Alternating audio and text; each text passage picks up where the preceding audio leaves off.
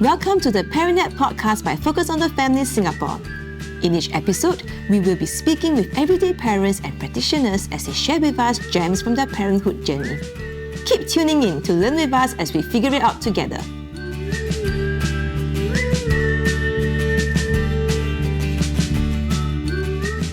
My name is Aaron and I'm your host for this episode. In today's episode, we are exploring a topic that's reshaping the way we live, work, and parent: artificial intelligence. How do we guide our kids through a world where machines are learning alongside them? To help us unpack this topic is Carol Loy, a familiar voice to many of our listeners.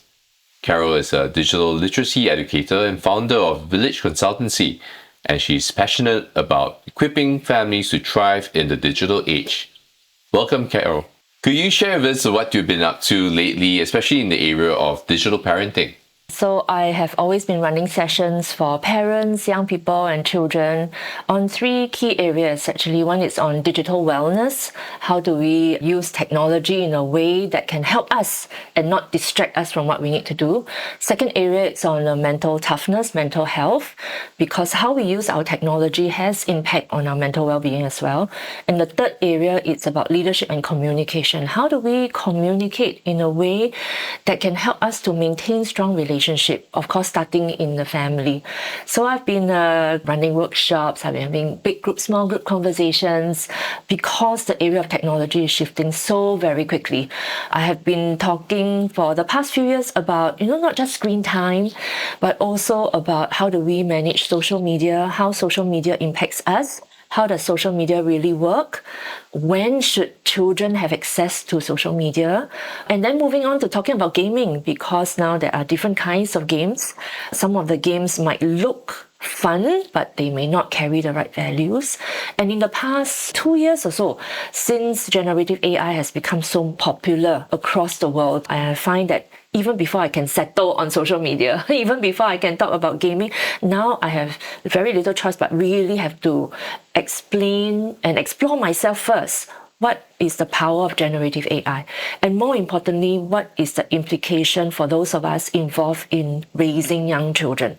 And so I'm very excited that I'm very happy to be able to be here to share my heart with everyone.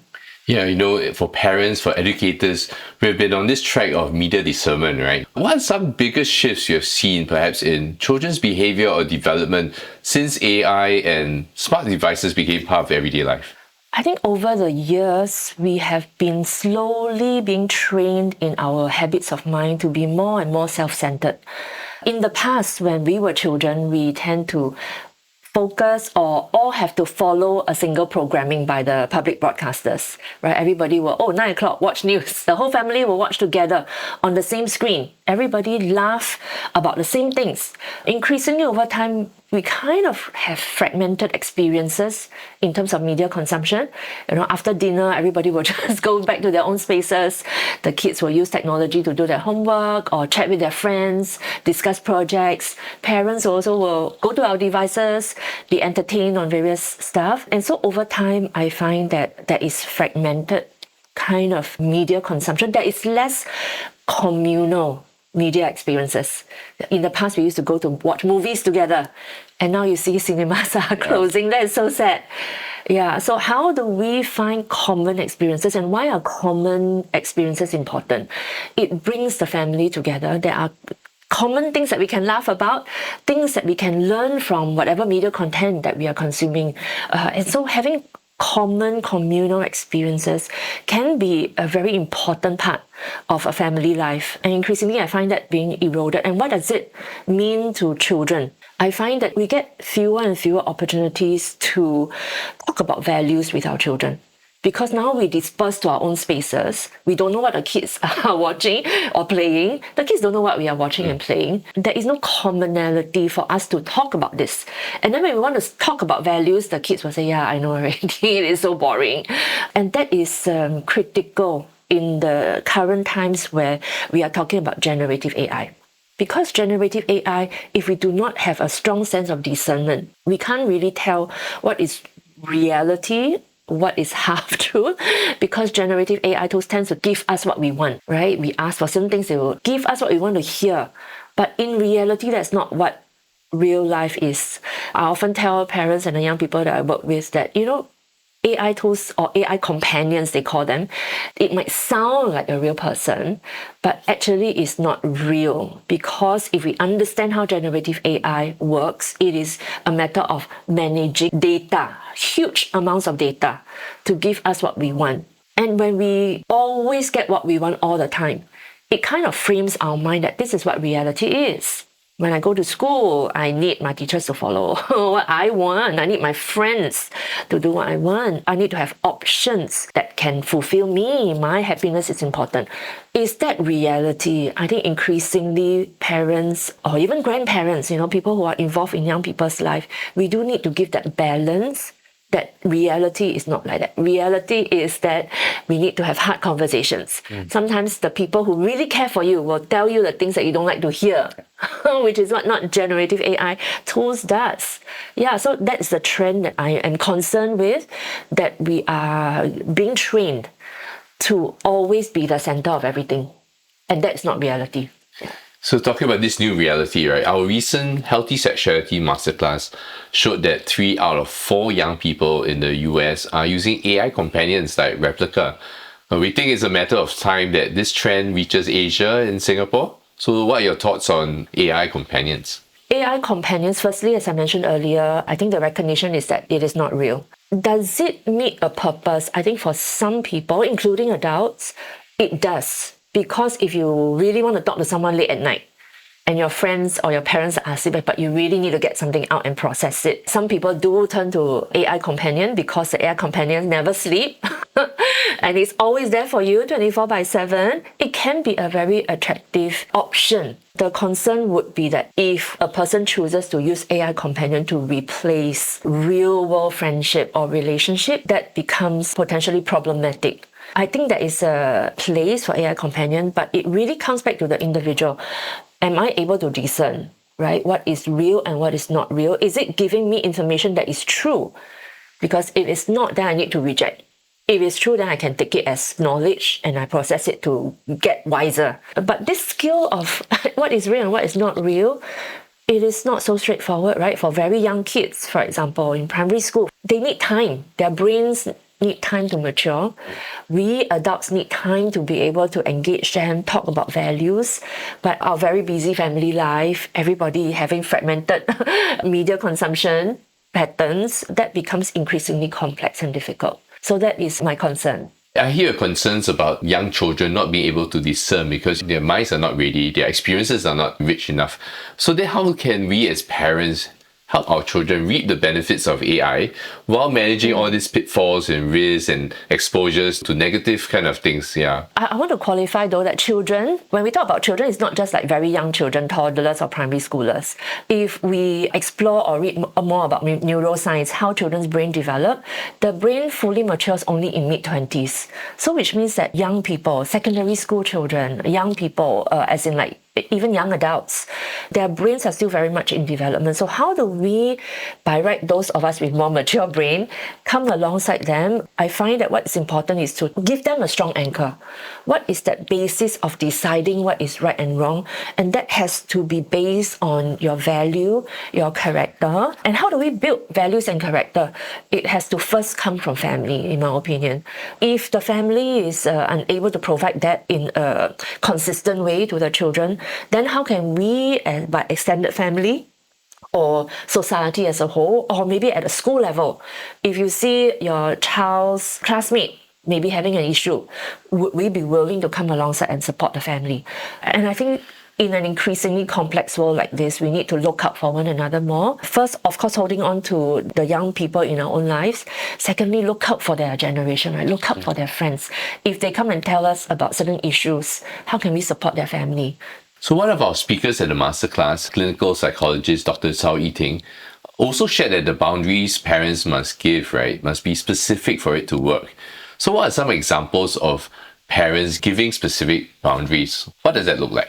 Boundaries could have, I think, different aspects of boundaries. Boundaries could be in the area of time. So earlier this year, in 2025, the Health Promotion Board, for example, they have given us a set of guidelines, right? Certain age, there are certain screen time limits, there are certain recommendations. So for example, avoid background noise, avoid screens before bedtime. And I think there are also boundaries relating to discerning. So for example, boundaries relating to, what kind of friends.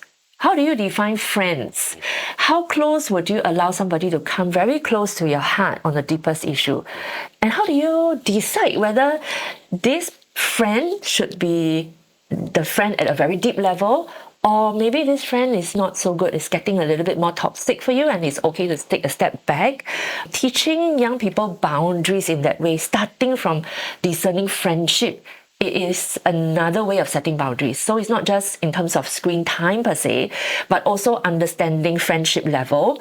And then increasingly now with Gen AI, is the voice that you are hearing a real friend, right? Is a real friend really always telling you what you want to hear?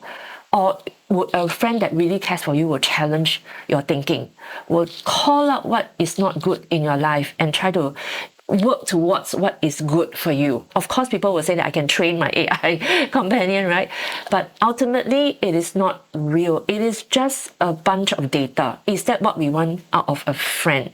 Is that the best friend that we can have? I think these are boundaries in terms of humanity. I think even adults, we need to think about it.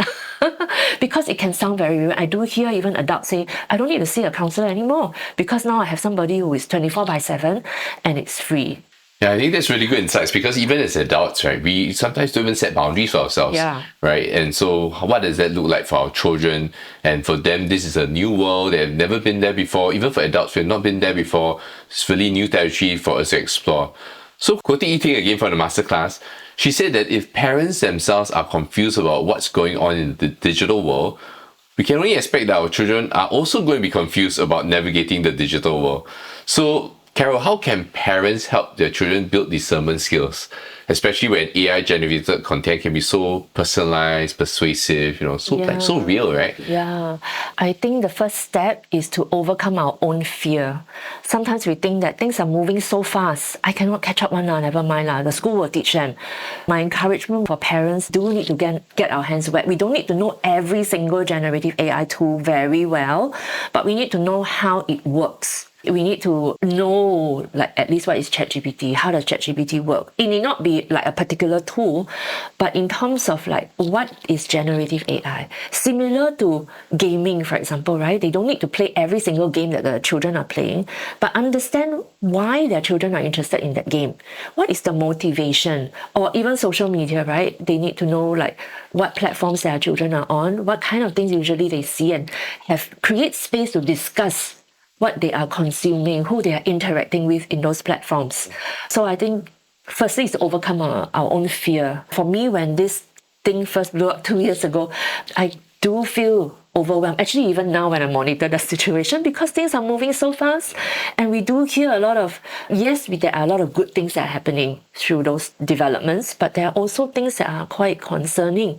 How it's impacting young people's view of relationship, even cause some of them to have suicide ideation and things like that.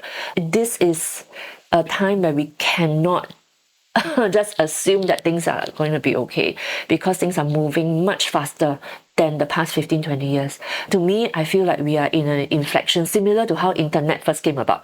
I have been old enough to see different technological waves. When internet first came out, people were like, what is this thing?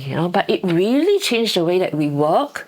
But is it doing us really that well as humanity? What are some of the things that we should learn from the past 15, 20 years?